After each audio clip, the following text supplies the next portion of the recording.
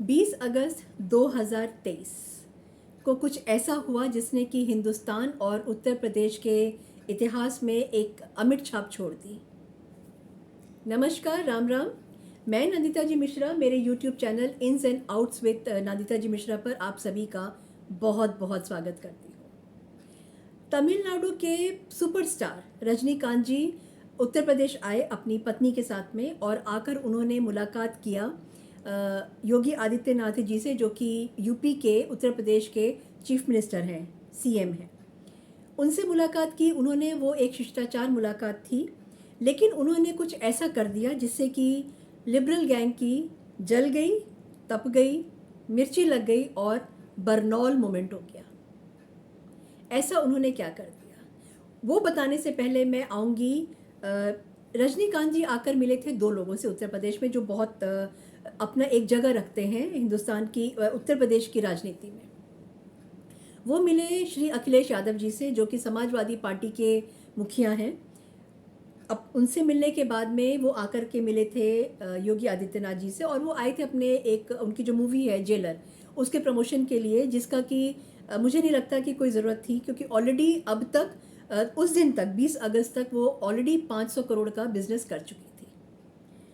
अखिलेश यादव से जब वो मिले तो कुछ भी नहीं हुआ, किसी ने कुछ नहीं कहा, चिल्ला चिल्ली नहीं की, ना कोई शोर हुआ, ना कोई शराबा हुआ।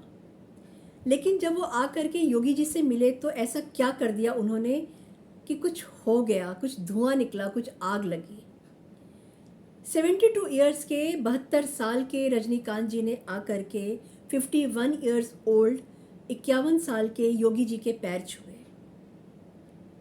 बस एक वो नज़ारा था जिसने कि आग लगा दी। एक वो फोटो थी, एक वो वीडियो बाहर आई और उसने आग लगा दी।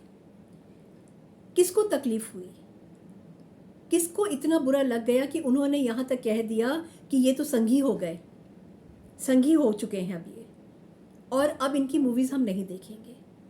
क्या कोई फ़र्क पड़ता है रजनीकांत जी को? ये जो गिने चुने दो चार लोग जो हैं, अगर वो इस तरीके की भाषा का इस्तेमाल करते हैं और अगर वो ऐसा बोलते हैं, तो क्या उनकी मूवी पे कोई फ़र्क पड़ता है? ये उनका छोटापन दिखाता है। ये दिखाता है कि उनकी डिक्शनरी में हिंदू धर्म, सनातन परंपरा और भारतीय संस्कृति में उनकी कोई दिलचस्पी नहीं है। उनकी जो डिक्शनरी है, उनकी वोकैबलरी है, उस डिक्शनरी और उस वोकैबलरी में कहीं पर भी सन्यासी, साधु, संत के लिए कोई इज्जत नहीं है। वो हर चीज़ अपने उस चश्मे से देखते हैं जहाँ पर कि उनके लिए ये सारी चीज़ें बेमानी हो जाती हैं। वो कहते हैं कि पैर क्यों छुआ? पैर छूना हिंदू सनातन धर्म में एक विश्वास है आपका। आपका विश्वास है जो आपके सामने खड़ा हुआ है, उसके पैर छूने में एक विश्वास ये आता है, हम आपको पूजनीय मानते हैं। कि नवरात्र जब आती है तो हम कन्या पूजन करते हैं, तो हमारे जिनके पैर हम छूते हैं, जिन छोटी छोटी बच्चियों के, क्या उम्र होती है उनकी? 10 साल, 9 साल, बहुत हुआ तो आजकल 11 साल। फिर भी हम उनका पैर छूते हैं। क्यों? क्योंकि हम उनमें देवी को देखते हैं, हम उम्र नहीं देखते हैं। उसी तरीके से रजनीकांत जी ने अगर योगी जी का पैर छुआ तो उसमें क्या कुछ गलत हो गया था?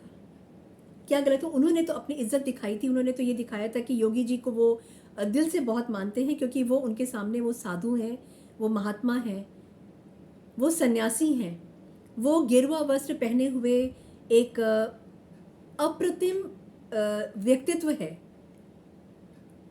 जिसने अपने जीवन में त्याग किया है। शादी ब्याह बाल बच्चे उनके जीवन में कोई जगह नहीं रखती है। उनके लिए अगर कोई मैटर करता है तो वो उत्तर प्रदेश की जनता, शायद 25 करोड़, वो जनता मैटर करती है। उनके भाई भी हैं, उनकी बहन भी है, उनकी मम्मी भी हैं, उनकी माँ भी हैं, जिनके बारे में अभी हम लोग अक्सर सुनते रहते हैं, देखते रहते हैं। और अभी थोड़े दिन पहले एक वीडियो भी आया था जिसमें कि उनकी बहन को दिखाया गया था कि वो एक छोटी सी दुकान चलाती हैं जहाँ पे पूजा पाठ का वो सामान बेचती हैं। एक समय आया था कोविड के टाइम पे, जब उनके पिताजी का देहांत हो गया था, उनके पिताजी का देहावसान हो गया था, और योगी आदित्यनाथ जी ने 25 करोड़ जनता को अपना माना, उनकी सेवा में वो लग गए, लेकिन वो अपने पिताजी के अंतिम संस्कार में, उनकी अंत्येष्टि में नहीं गए थे। वहीं इन कंट्रास्ट अगर मैं देखती हूँ, उन्हीं की तरह हमारे जो पीएम है मोदी जी, मोदी जी की जो अपनी माता जी के लिए जो प्रेम था, जो विश्वास था, जो इज्जत थी, जो आदर था, जो सम्मान था, वो किसी से छुपा हुआ नहीं था। ना उन्होंने कभी छुपाने की कोशिश किया, ना कभी उन्होंने ये बताया कि नहीं मेरे को ये ऑफ द कैमरा अपनी माँ को अपना स्नेह दिखाना है। वो अपनी माँ से जाके मिलते थे, उनके हाथ का बना खाना खाते थे और कोशिश करते थे शायद कि हर जन्मदिन पर, अपने हर बर्थडे पर वो अपनी माँ के पास जाएं, उनसे मिलें, उनके साथ बैठकर दो चार बातें करें। और जब माँ उनके सर के ऊपर हाथ रख देती थी तो वो उनका दिल गदगद हो जाता था, जो कि हमको उनके एक्सप्रेशंस पे दिखता भी था। ये चीज़ किसी से छुपी हुई नहीं है। लेकिन जैसा कि दुनिया का ये नियम है, भगवान ने बनाया है कि जाना सभी को है। जब मोदी जी की माता जी चली गई, अपनी देह को त्याग करके जब वो चली गई, तो मोदी जी गए और उन्होंने अपनी माँ को मुखाग्नि दिया। और क्योंकि वो अपनी माँ से बहुत प्रेम करते थे, भाई बहन उनके भी हैं, और क्योंकि वो प्रेम ही था जिसने कि उनको प्रेरित किया होगा शायद मुखाग्नि देने के लिए, या उनको टाइम निकाला उन्होंने अपनी माँ के लिए कि ये आखिरी सफ़र है माँ का, इसके बाद माँ मुझे नहीं मिलेगी। तो एक वो आखिरी काम था जो उन्होंने किया। लेकिन तुरंत उसी वक्त ये काम करने के बाद में वो वापस लौट आए, क्योंकि क्योंकि उनको वंदे भारत एक्सप्रेस को झंडी दिखानी थी, जो कि दिल्ली से कलकत्ता जा रही थी, दिल्ली से कोलकाता।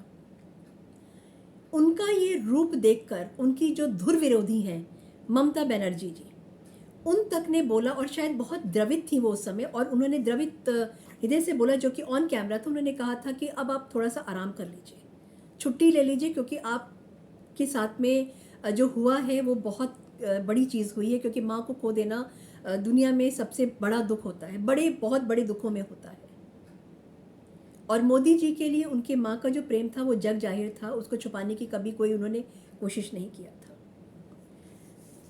योगी मॉडल के बारे में अब मैं बात करती हूँ। अगर मैं आती हूँ योगी जी के बारे में, तो हाँ, उससे पहले मैं ये बोलूँगी कि आखिर ये दोनों लोग किस मिट्टी के बने हुए हैं। इन दोनों के लिए देश और देश की जनता वो सर्वोपरि है।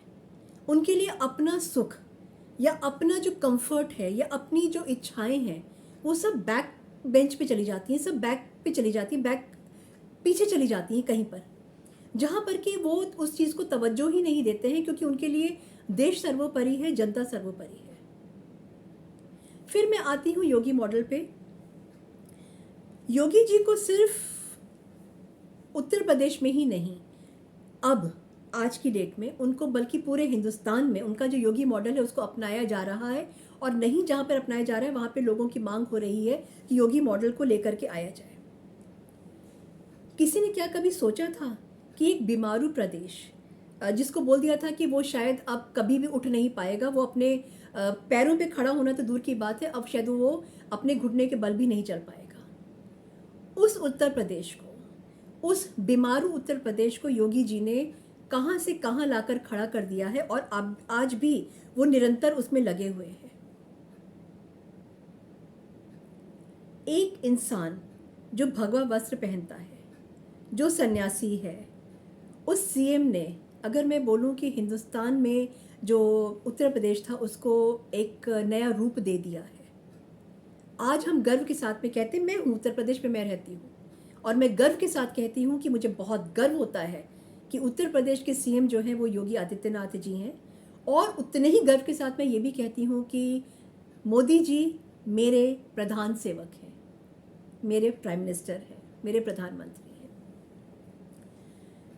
आज मैंने देखा कि आरबीआई का अगस्त का बुलेटिन रिलीज़ हुआ है, जिसमें कि यूपी के पास में ये बताया गया है कि हाईएस्ट शेयर ऑफ प्रोजेक्ट्स हैं, सबसे ज़्यादा प्रोजेक्ट्स हैं, हाईएस्ट शेयर है यूपी में। ये आरबीआई का ऑथेंटिक ये जो है, मैं अगस्त बुलेटिन आपको बता रही हूँ। ऐसा क्यों पॉसिबल हुआ है? इसको क्या पॉसिबल करने के लिए घर में बैठे बैठे हो गया, बिना सोच किए हुआ, बिना अपनी एक प्रॉपर टीम के हुआ? नहीं। आज अगर इन्वेस्टर्स जो हैं आकर के यूपी में पैसा अपना लगाना चाहते हैं या अपना पैसा डाल रहे हैं, तो उसके पीछे रीज़न क्या है?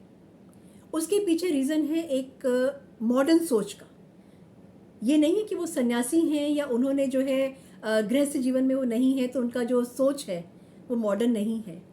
उनकी सोच बिल्कुल मॉडर्न है, और उन्होंने इस चीज़ को समझते हुए पूरे उत्तर प्रदेश में जो रोड्स बनवाई हैं, जो सड़कें बनवाई हैं, एक लोगों को आने का, जाने का, एक जो बिजनेस करने का जो रास्ता उन्होंने दिखाया है वो सड़कों से दिखाया है, जहाँ पे आप ट्रैवल कर सकते हैं एक शहर से दूसरे शहर में, टाइम बचता है आपका और आपकी गाड़ी की जो तोड़फोड़ होती है वो बचती है।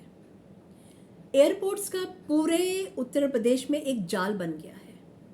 सब जगह पे एयरपोर्ट्स, कहीं पर भी अगर आपको जाना है तो आप जा सकते हैं। हर जगह की कनेक्टिविटी उन्होंने इस तरीके से जोड़ के रखी हुई है। अगर हम बोलें कि योगी जो हैं वो युग प्रवर्तक हैं, तो क्या ये गलत होगा? क्योंकि उन्होंने पूरा का पूरा उत्तर प्रदेश बदल करके रख दिया है।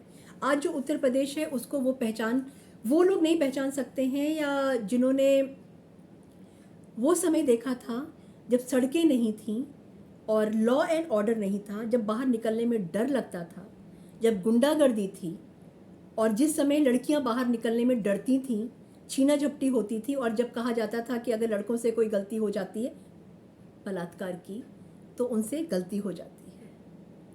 अगर ये सोच के, इस सोच वाले अगर नेता आज होते, या आज रूल कर रहे होते, या आज उनका वो सीएम होते, या उनकी पार्टी इस समय पावर में होती, तो आज जो बीमारू प्रदेश इस समय एकदम हृष्ट पुष्ट स्वस्थ है वो कहीं नहीं दिखता।